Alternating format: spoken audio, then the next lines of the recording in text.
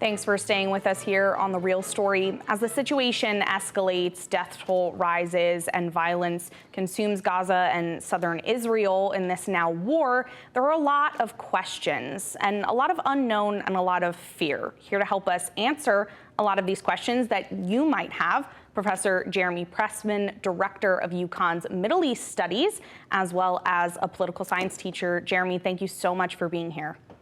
Sure, thanks for having me.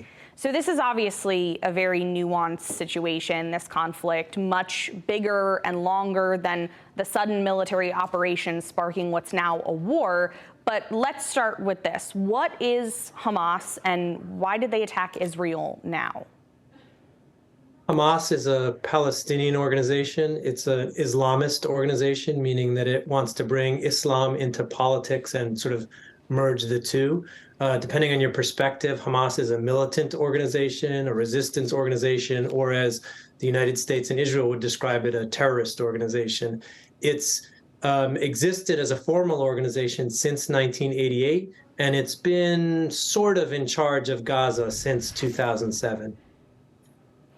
And of course, we know Israel and Hamas are now involved in what some are saying is their worst outbreak of violence in decades, one that's already claimed thousands of lives.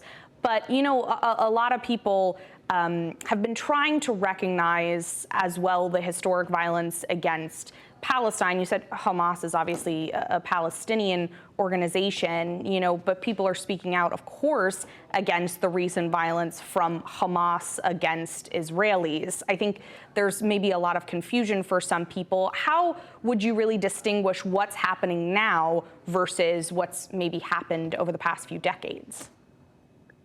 I think there's at least two things we could think about. One was the scale of violence that Hamas unleashed starting on Saturday.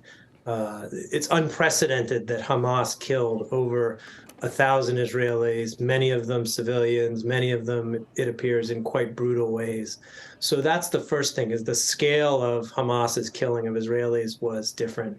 The other thing that I wouldn't say was totally different, but was part of how things have shifted in the last week, is, as I said, Hamas has been in charge of Gaza since 2007. And I think there was the belief among some outsiders that maybe Hamas was interested in being seen more as a successful governing authority than it was in being a violent militant organization. And I guess pretty clearly, this past weekend puts to rest that notion and makes clear that Hamas very much still thinks that fighting Israel, attacking Israelis is the way to try and advance their organizational objectives. Right.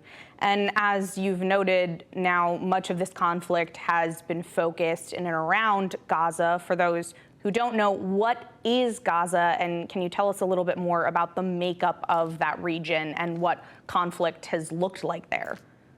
Sure. Let me go back historically a little bit, and quickly. In 1947, the United Nations approved a partition plan that said in this area that today is Israel, the West Bank, and Gaza, there should be two states, an Arab state and a Jewish state. The Jews largely accepted the idea and went on in 1948 to establish the state of Israel. The Arabs largely rejected the idea, and that proposed Arab state never actually came into being.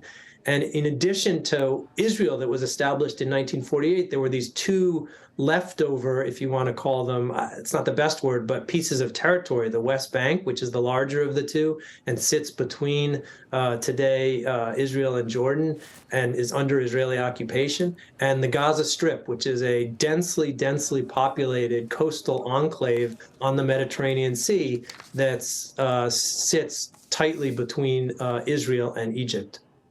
And U.S. Secretary of State Blinken is now in Israel. The U.S. has been quick to show their strong support and stance with Israel, obviously a longtime partner. As of this taping, Israel is preparing for a likely ground assault. What's expected of the U.S. here, and how far could our nation's support go? President Biden is a very strong supporter of the state of Israel. He although there are other Democrats who have more critical positions, President Biden, long before he was president, has staked out a very warm and unquestioning relationship with Israel. And he's continued that as president, and he's continued that in the last few days, talking about unwavering support for Israel. So I would expect that to continue. In practical terms, I think there's two things to think about. One is additional U.S. aid that the United States may give to Israel, including arms and other resources. That's a little bit tricky because of the situation in the U.S. House right now.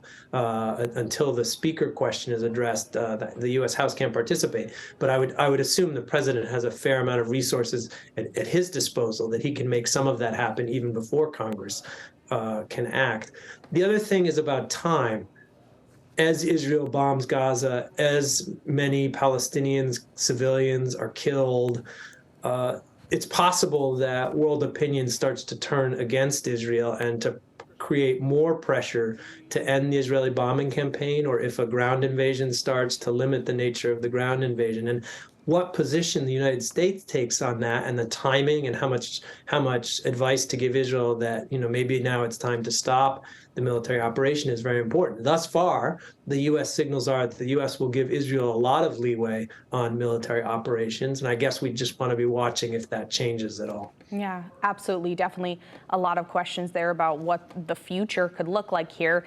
Just to go, back a little bit, a lot of people have been asking why and how right now after last weekend's attack, wondering why Israel wasn't more prepared for this, and where this is, seemingly endless supply of weaponry and ammunitions and rockets is coming from for Hamas. So can you talk a little bit at all about that, about, how this incursion could have happened and was so horrific, and then what we're seeing in terms of support and how Hamas has amassed so much ammunition here? Yeah, part of that ammunition and other material is developed inside Gaza, but some of it is certainly coming from outside. Iran has provided Hamas with military support and probably training as well. So that's a piece of it. How Israel was caught so off guard, I think we're going to learn more in the coming months, but there's already a number of interesting things to think about. One is that it appears that Israel was warned by Egypt that something was brewing in Gaza, as well as it has been reported that the Israeli military, Israeli intelligence picked up what they thought were just training exercises on the part of Hamas and Islamic Jihad in the last few days before this started, but may in fact have been a precursor to what happened. And how that could happen, I think there's at least a couple theories out there, but we'll learn much more as time goes by. So let me just briefly offer a couple of the early explanations that may or may not stand up. One is that there was a lot of emphasis in the current Israeli government on the West Bank.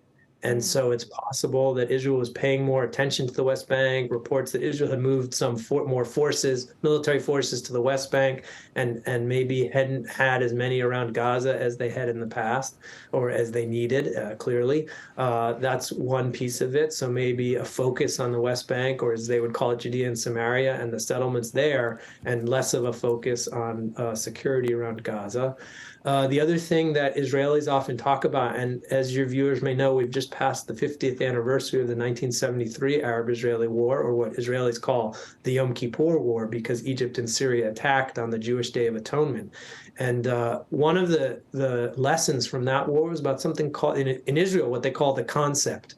That Israel's concept of what Egypt and Syria were going to do was wrong, and that they then tended any intelligence information that they learned leading up to the war from Syria and Egypt, they misread a lot of it because they had this concept about why Egypt and Syria weren't about to launch a war against them. And it's possible that we had a similar kind of dynamic, different situation, but a similar kind of dynamic in the last few months, where maybe the Israeli government, or possibly parts of the Israeli military and intelligence, had a concept that Hamas would never launch some kind of attack like this because they would risk getting destroyed by Israel or losing control of the Gaza Strip. And so that caused them maybe to overlook some signs or some intelligence information. But I want to stress this at this point, this is mostly speculative, and we're just going to have to wait till I'm sure down the road, Israel itself will do its own investigation,